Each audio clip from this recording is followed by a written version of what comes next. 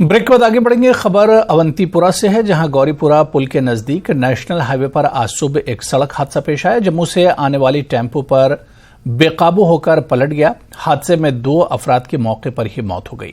दीगर 9 अफराद जख्मी बताए जाते हैं। जख्मियों को सब डिस्ट्रिक्ट अस्पताल पामपुर मुंतकिल किया गया। आज कई जख्मियों को श्रीनगर के SMHS अस्पताल मुंतकिल किया गया है।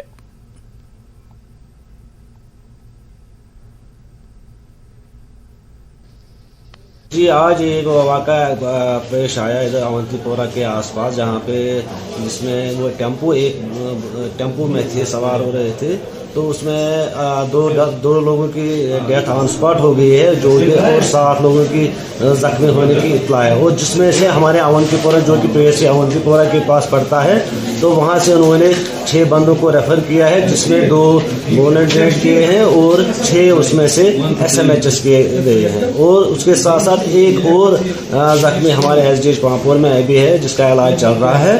तो वो तो सुपरफिशियल वोंड ही है, उसके तो कोई सीरियस की कोई मसला नहीं है।